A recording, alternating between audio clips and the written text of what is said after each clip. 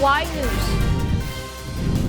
The Philippines sets to import 6.7 billion pesos worth of rice from Thailand and Vietnam.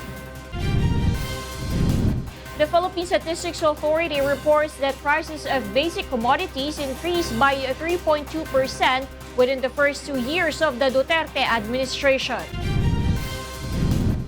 And the Department of Foreign Affairs to look into China's reported installation of missile systems at Panganiban, Paracross, and Subi Reef in the West Philippine Sea.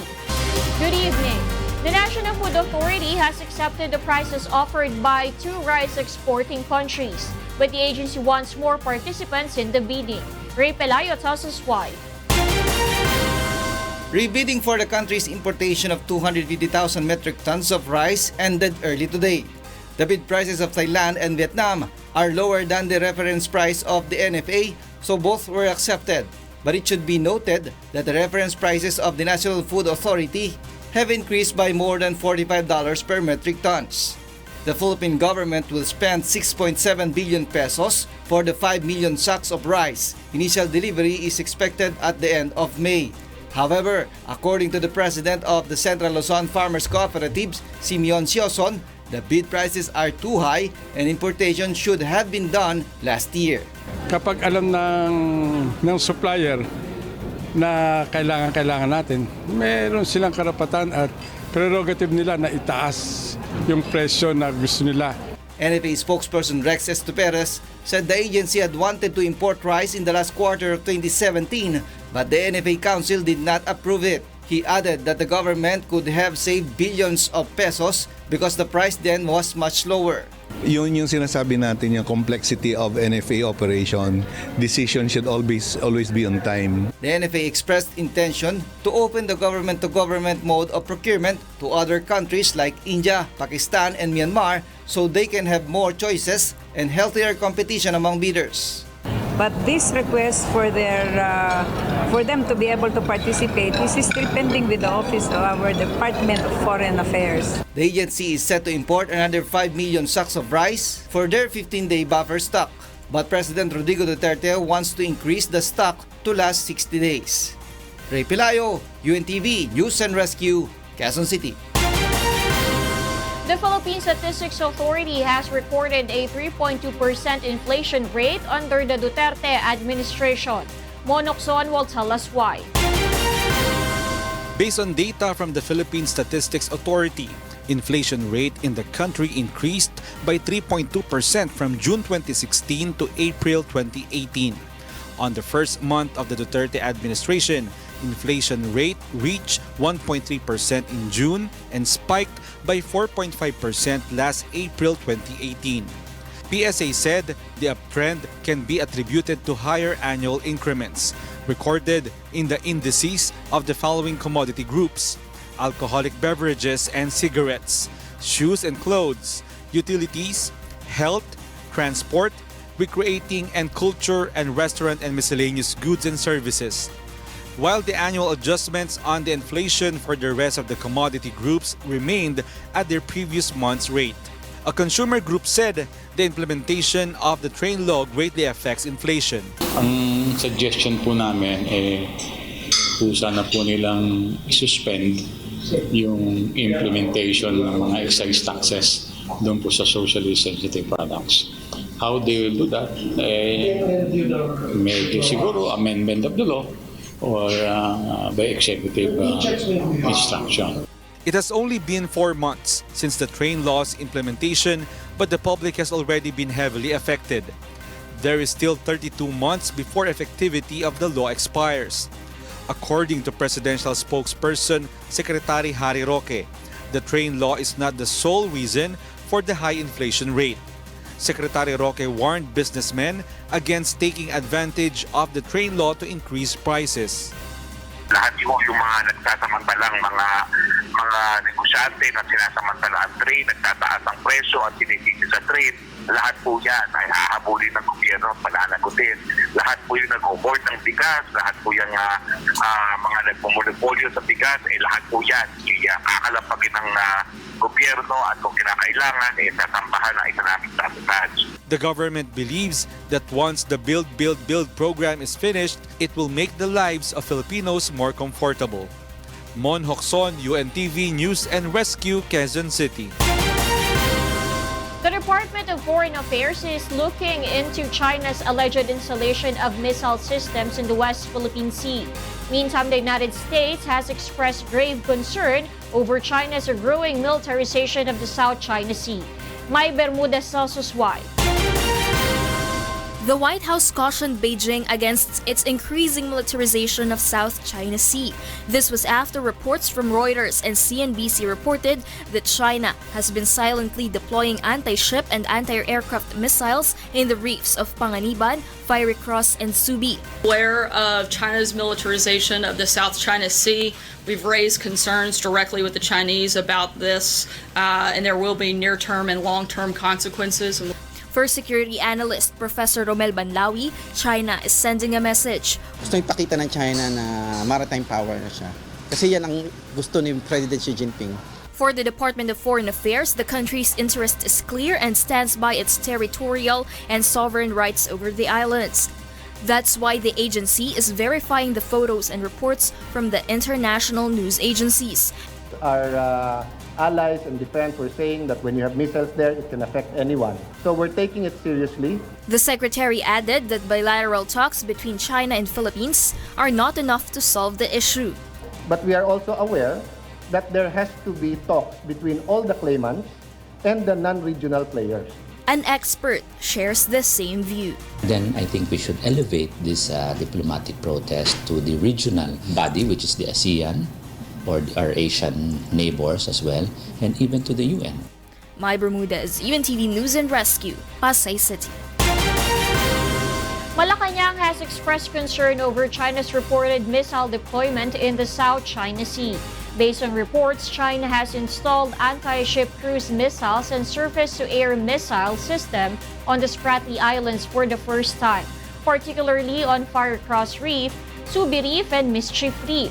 Presidential spokesman Harry Roque said with the Philippines' recent close relationship with China, the Philippine government is confident that those missiles are not directed at the Philippines. However, he also said that the Philippine government will explore all diplomatic means to address this issue.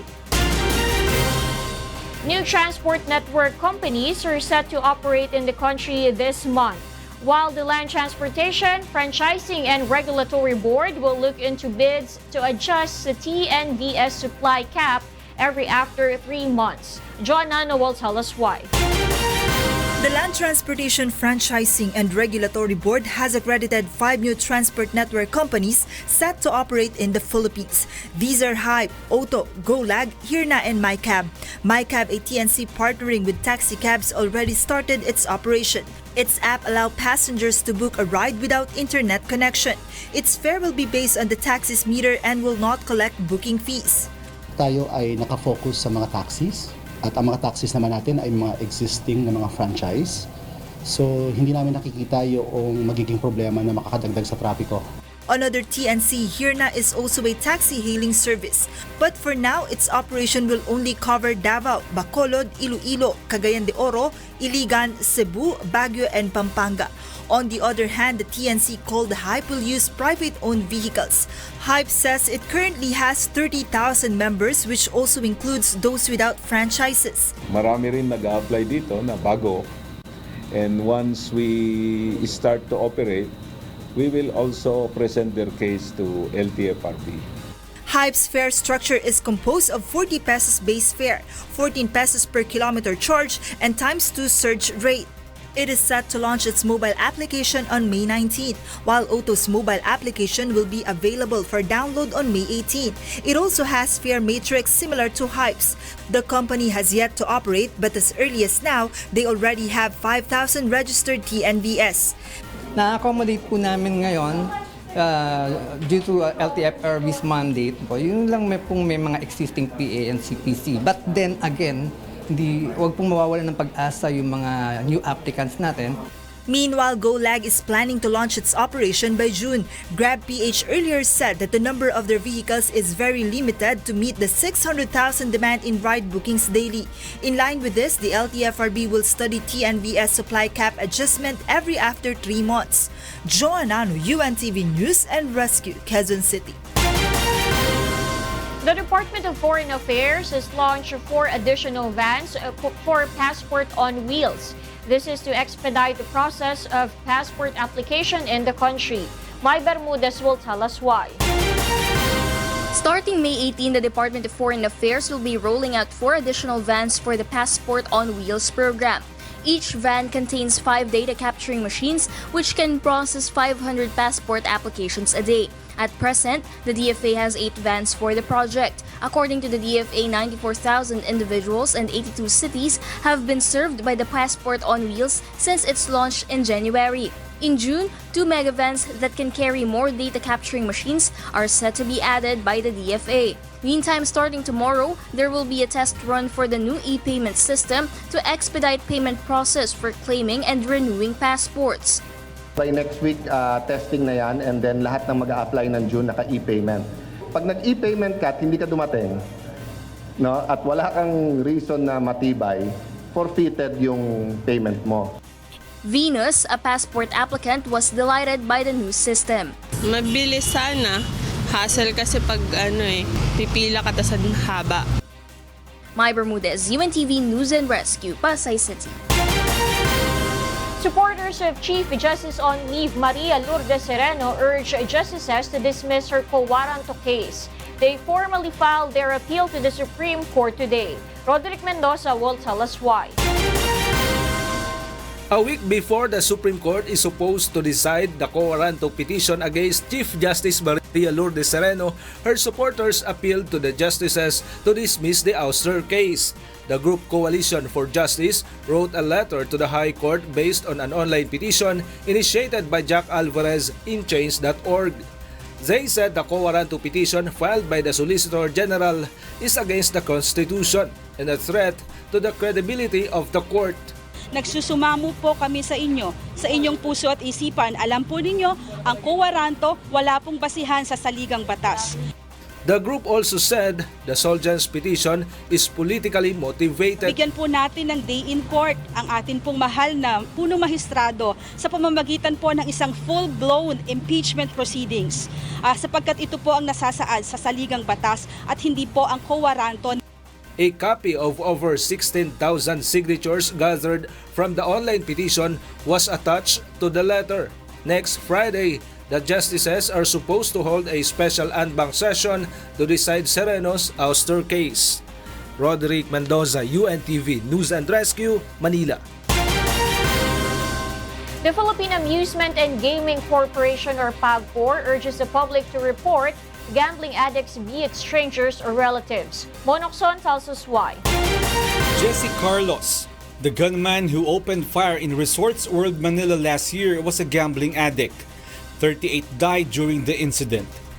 This is the kind of circumstance the Philippine Amusement and Gaming Corporation or PAGCOR aims to avoid. That is why they will remain strict in implementing their guidelines.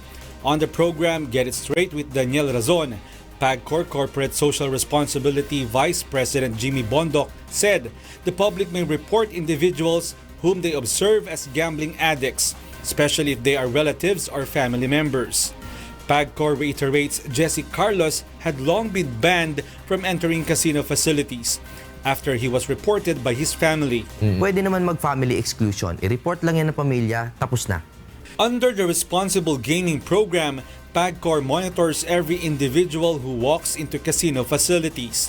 Every individual's movement is observed if they are getting addicted to gambling before supervisors talk to them. Bondoc added the individuals are treated personally since they consider this as a sensitive case. Makikita mo yung taya kung gaano kalaki. Nag-report ngayon ng pamilya, tugmang-tugma sa obserbasyon mo, tapos usapan. For any reports, just visit PAGCOR's website and fill out an application form for exclusion procedures. Mon Hokson, UNTV News and Rescue, Quezon City. Twitter has urged its 330 million users to change their passwords following the discovery of an internal system breach. The social network, meanwhile, says the issue has been resolved. Based on Twitter's internal investigation, there was no indication of passwords being stolen or misused by insiders.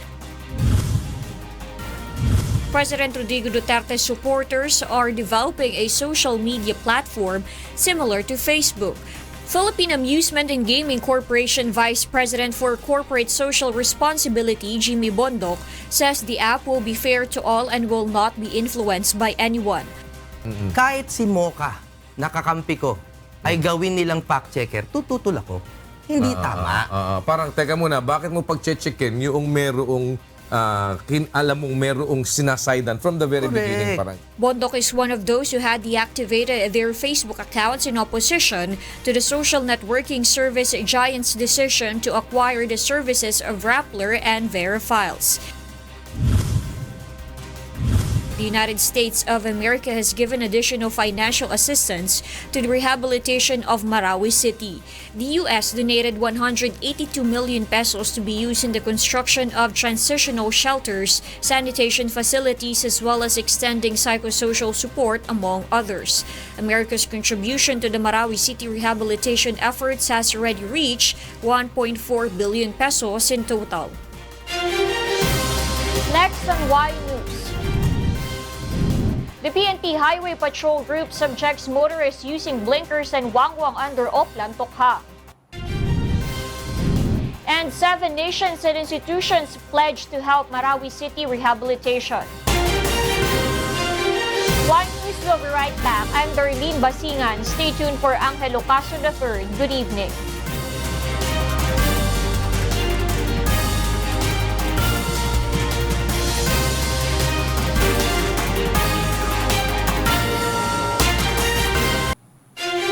On Y News Tonight, the Commission on Elections warns Barangay and SK election candidates against violations of campaign rules.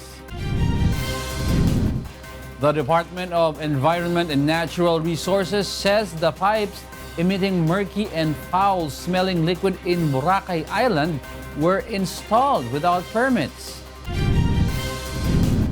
President Rodrigo Duterte joins the list of world strongmen by Time magazine. Good evening. The Commission on Elections, or COMELEC, warns candidates for the Barangay and Sangguniang Kabataan elections to observe rules as campaign period starts. Grace Casin tells us why. The campaign period officially kicks off today. Candidates are busy going around their respective barangays to campaign, as they are only allowed to do so until May 12. Others are posting their campaign propaganda, while some are hanging their posters in trees, in residential areas, stores, school premises, and even on tricycles. Other candidates, meanwhile, are going caravans. Among plano unta mag-caravan mi sa last day. So among na mas maitingay sa first day of campaign. With the campaign fever on, the Commission on Elections reminds the candidates anew to post their campaign materials in designated common poster areas. Sizes of stickers and leaflets shall not exceed 8.5 by 14 inches, 2 by 3 feet for posters, and 3 by 8 feet for streamers. We abide by those rules. Nire-review din naman namin yung mga rules na yan. COMELEC spokesperson James Jimenez says conducting motorcades or caravans are allowed, but government-owned vehicles should not be used in these activities. Placing posters in public utility vehicles are also allowed, unless a local government unit and Land Transportation Franchising and Regulatory Board prohibits it. Any violation of the campaign rules and regulations will be considered an election offense, and therefore it could be disqualifying. COMELEC likewise reminds the candidates that they are only allowed to spend 5 pesos per registered voters for their campaign, including in radio, TV, and newspaper advertisements. Candidates may also use social media, as this is free of charge, but they must report their expenditures if they posted a high-cost production video. When you produce rich content, example, a video with good production value, and yun ang kailangan nyong i-report. Ano yung cost nung video? As of today, COMELEC has received 6 complaints for allegedly posting posters outside the designated poster areas, mostly in Quezon City. COMELEC also urges the public to document any election violation they witness and to not vote for candidate who violates campaign rules. Grace Casin, UNTV News and Rescue, Manila. The Philippine National Police is set to deploy 100 Special Action Force commandos in Abra for the barangay and SK polls. It also seeks to intensify cooperation with the military in northern and central Luzon. Roderick Mendoza tells us why.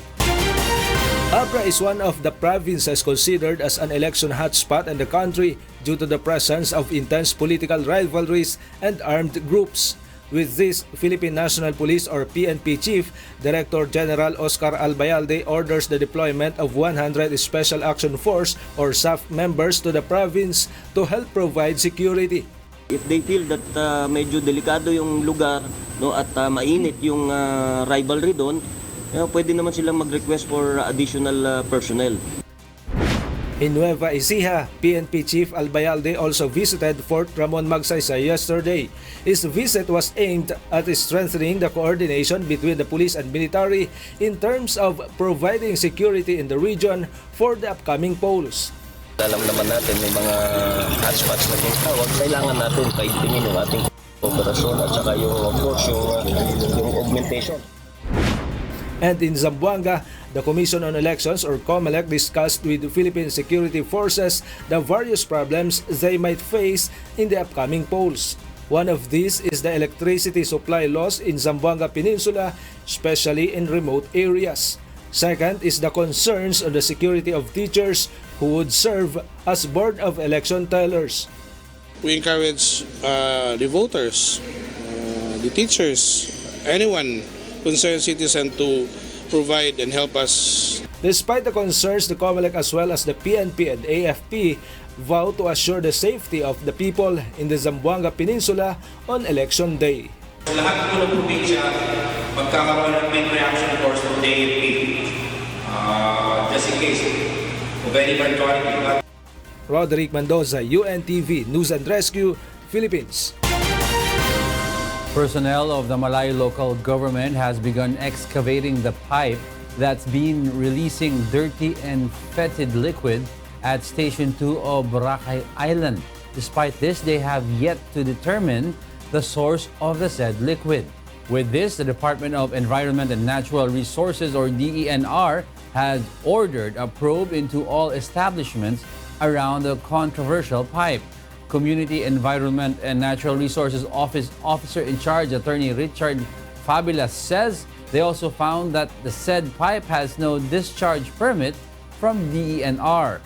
Fabula said this means it is prohibited from releasing water into the sea. The DENR will also investigate residents and barangay officials who agreed to install the pipe. The situation on Boracay Island remains peaceful amid the temporary island shutdown. Vincent Arboleda will tell us why. Peaceful and without violence. This is how the Police Regional Office 6 described the first week of Boracay Island's closure. Police Senior Superintendent Jesus Cambay Jr. says this means the conduct of rehabilitation in the island is going smoothly.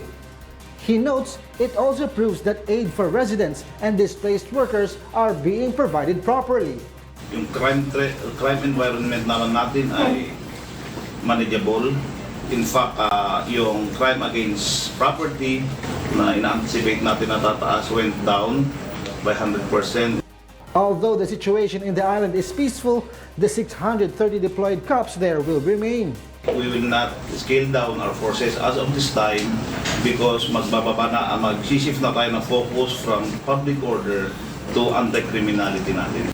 Aside from providing security, the assigned cops, Army members as well as Coast Guard and Navy personnel will also help in the rehabilitation of Boracay.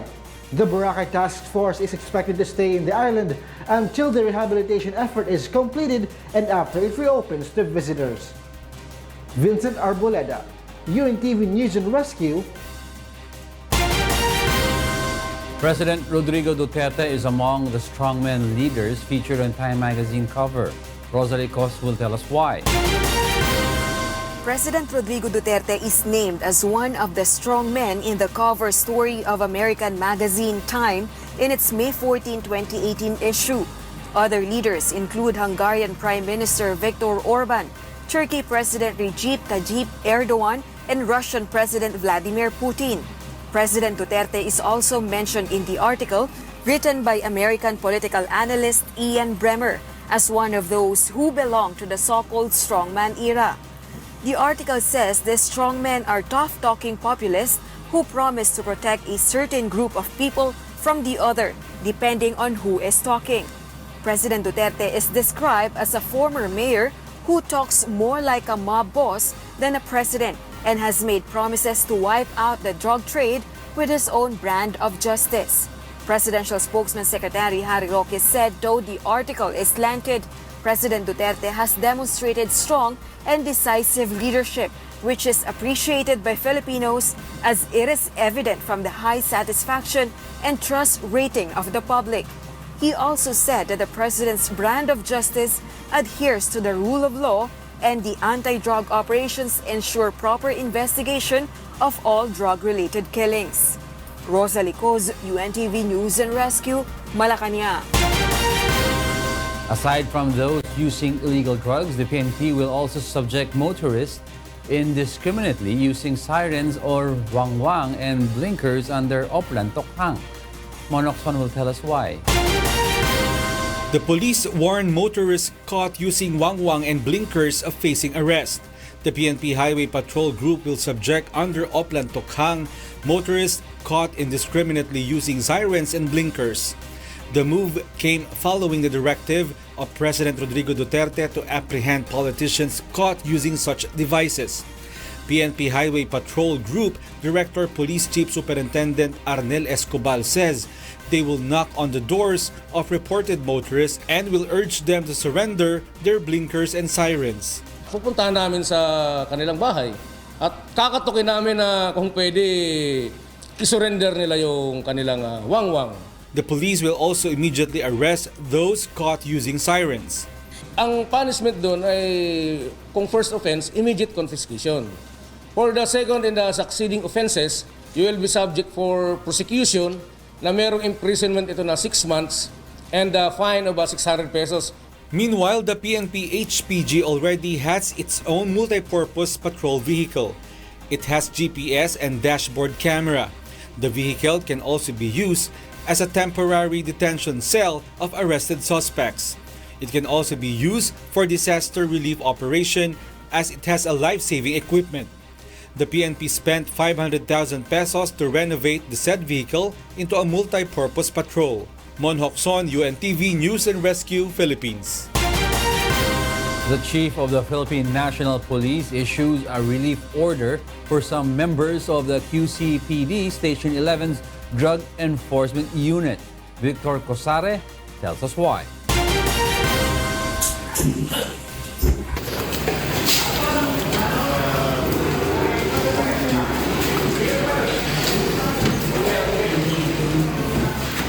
Operatives of the QCPD Special Operations Unit and Special Weapons and Tactics disarmed and ordered policemen assigned in QCPD Station 11 to lie down on the floor. The DSOU and SWAT conducted the operation after receiving complaints that the QCPD Station 11 cops were extorting money from arrested drug suspects. Based on the complaint filed by the relatives of the nabbed drug suspects, the cops were demanding 200,000 pesos in exchange for not filing charges against them. Baba na yung kaso. Okay. Kasi hindi mo lang parang wala ka. 200,000. Oo, bakit daw po? Parang radio, pero walang makakalabas. Walang makakalabas.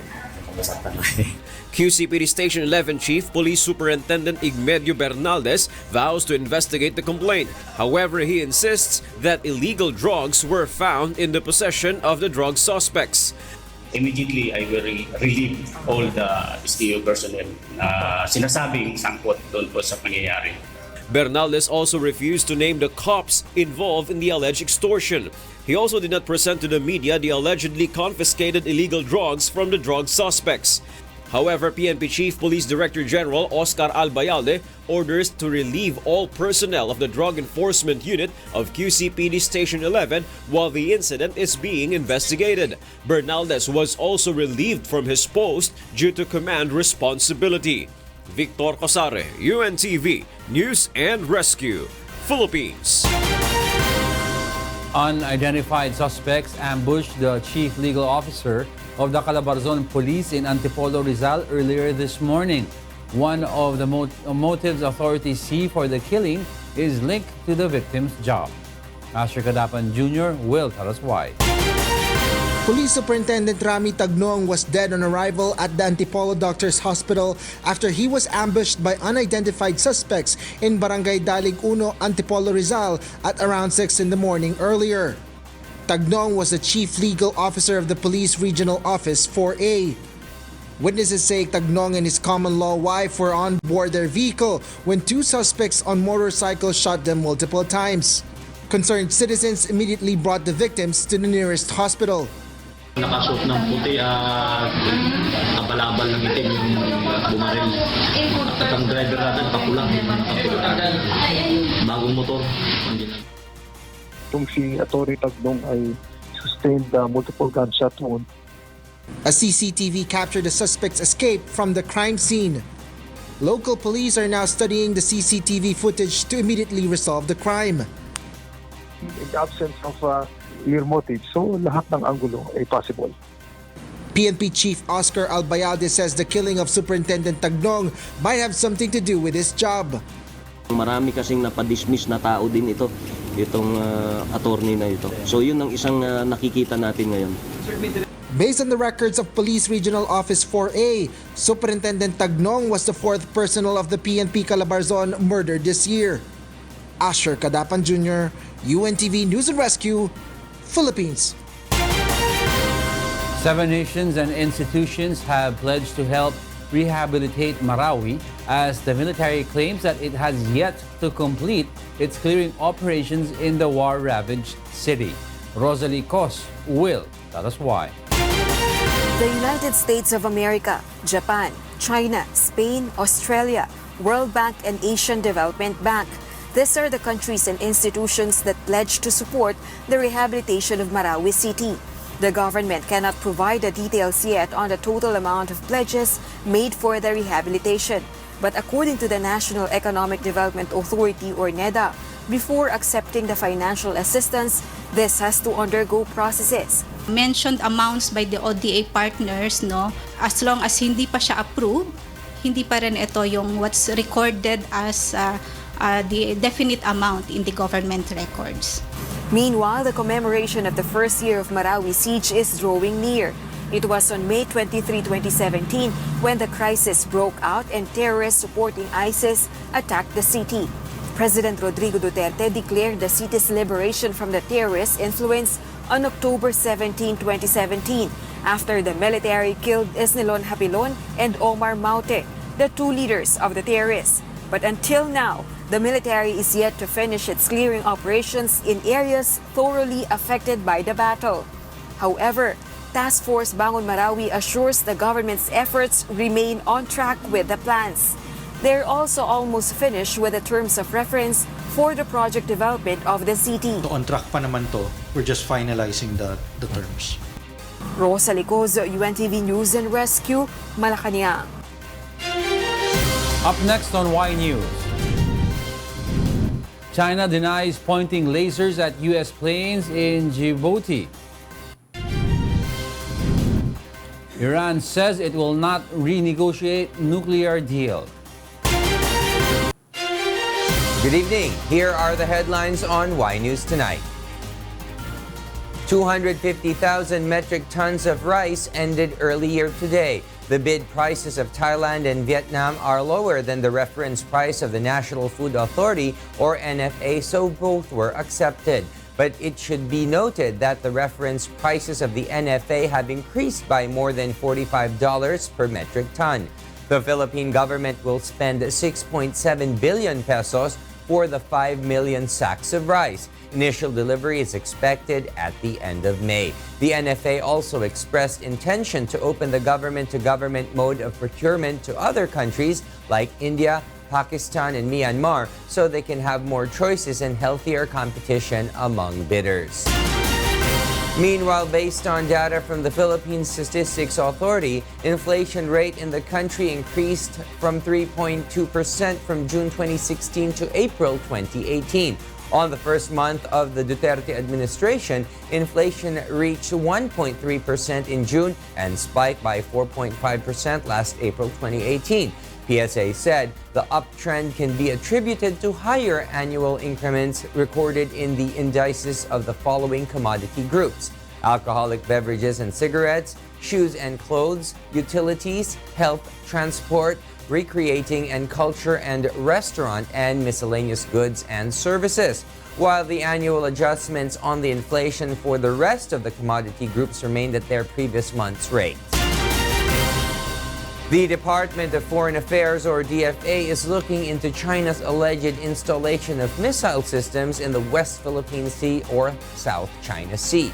For the DFA, the country's interest is clear, and the government is by its territorial and sovereign rights over the islands. That's why the agency is verifying the photos and reports from the international news agencies.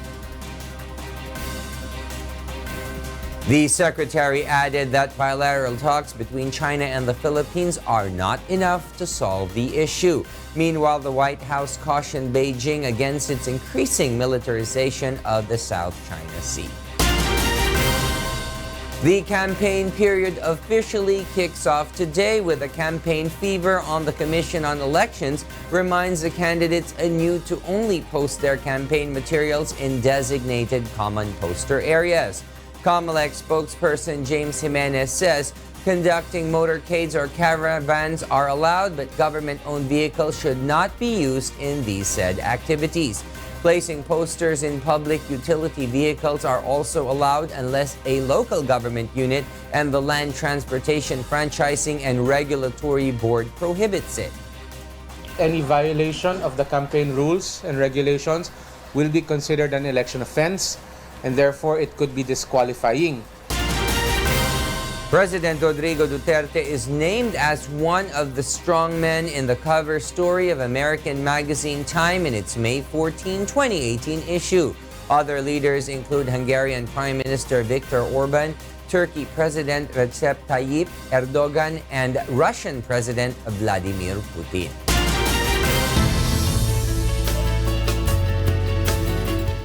Outdoor activities may not be advisable for those in parts of Visayas and Mindanao. Tell us why, Leslie. Yes, William, rains will still be experienced this weekend in some areas of the country. Intertropical Convergence Zone or ITCZ continues to affect Palawan, Visayas, and Mindanao. Palawan, Central and Western Visayas, Northern Mindanao, and Zamboanga del Norte will experience cloudy skies with scattered rain showers and thunderstorms.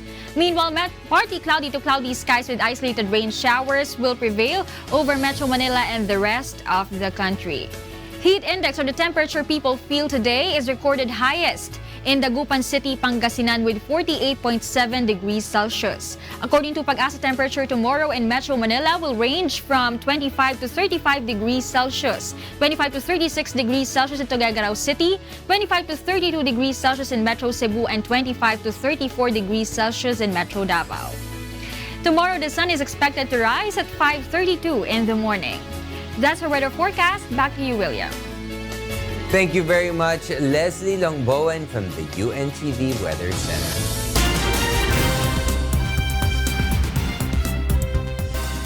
And for the news abroad, here is Mary Jo Maleriado live from Singapore. Good evening, Mary Jo. Good evening, William. China denied on Friday the United States complaints about Chinese nationals pointing lasers at U.S. military aircraft near Djibouti. The Chinese Foreign Ministry said Beijing had conducted serious checks and told U.S. the accusations were groundless. Djibouti hosts a U.S. military base that is home to about 4,000 personnel. The U.S. military has been grappling with lasers being pointed at aircraft for decades, But the incidents highlight the concern Washington has about a Chinese military base just miles from the critical U.S. base in Djibouti. Pentagon, meanwhile, said they were confident the lasers had been pointed by Chinese nationals, and in the past few weeks, fewer than 10 incidents had taken place. Meanwhile, a 7-member U.S. delegation led by Treasury Secretary Steven Mnuchin arrived in Beijing for talks about China-U.S. economic and trade issues. Mnuchin's meeting with Chinese Vice Premier Liu He, a member of the Political Bureau of the Communist Party of the China Central Committee. Mnuchin said on Friday morning the U.S. delegation is having a very good conversations with their Chinese counterparts over talks and tariff. The talks, which run until Friday, are focused on the root cause of the strained trade relations between the world's two largest economies. The meetings are expected to find a solution to the ongoing tit-for-tat punitive tariffs. Iran's foreign minister says his country will not renegotiate its nuclear deal with world powers. Mylene Soriano tells us why. Iran's foreign minister said on Thursday that demands by U.S. President Donald Trump to change Tehran's nuclear deal with world powers were unacceptable, as a deadline set by U.S. for Europeans to fix the deal loomed. In a YouTube video, Mohammad Javad Zarif accused the United States of consistently violating the nuclear deal, saying the country does it particularly by bullying others to prevent businesses to return to Iran. Let me make it absolutely clear once and for all. We will neither outsource our security, nor will we renegotiate or add on to a deal we have already implemented in good faith. Under the 2015 accord with international powers, Iran agreed to curb its nuclear activities in return for the lifting of economic sanctions. But Mr. Trump has described the accord as the worst deal ever negotiated. Well, the problem is that the deal was made on a completely false pretense. Iran lied on the front end. They were dishonest actors. And so the deal that was made on things that weren't accurate. On May 12, Mr. Trump has to decide whether to reimpose sanctions to Tehran. But the U.S. president says that unless European allies fix what he described as terrible flaws in the nuclear deal by the said deadline, he will refuse to extend U.S. sanctions relief for oil-producing Iran. European signatories of the deal have been trying to persuade the U.S. president to save the pact. They argue that Iran has been abiding by its terms, a position also taken by U.S. intelligence assessments. Mylene Soriano, UNTV News and Rescue, Middle East. A deadly dust storm on Wednesday in northern India has claimed at least 112 lives and injured hundreds more. Indian state broadcaster All India Radio reported that in the state of Uttar Pradesh, the death toll has risen to 74, while in Rajasthani, it has killed 38 people. The harsh weather conditions also affected neighboring state of Haryana, where a Chinese employer recorded the ferocity of the storm en route from Panipat to Safidon around 3:30 local time. The Uttar Pradesh and Rajasthan local governments have announced a compensation of $5,993 to the next of kin of the deceased. Federal prosecutors in Detroit unsealed charges against former Volkswagen AG Chief Executive Martin Winterkorn, accusing him of conspiring to mislead regulators about the German automaker's diesel emissions cheating. An indictment filed in secret in March was unsealed in U.S. District Court on Thursday, the same day as Volkswagen's annual meeting in Germany. Winterkorn resigned soon after the scandal over polluting vehicles in the U.S. became public in September 2015. He is charged with conspiracy to defraud the U.S., wire fraud, and violating the Clean Air Act by using illicit software that allowed Volkswagen diesel vehicles to emit excess pollution without detection. A lawyer for Winterkorn in Germany did not immediately comment. And that's the latest from other parts of the globe. Back to you, Will. Thank you, Mary Jo Maleriado, live from Singapore.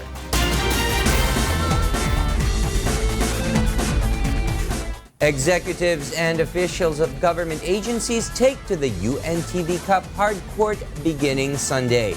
Asher Kadapan Jr. tells us why. The generals and colonels of the Philippine National Police or PNP and the Armed Forces of the Philippines or AFP, the magistrates, judges and prosecutors of the Judiciary, Department of Justice and of the Office of the Ombudsman, and the lawmakers of the Upper House of Congress will once again step on the hard court of the League of Public Servants, the UNTV Cup.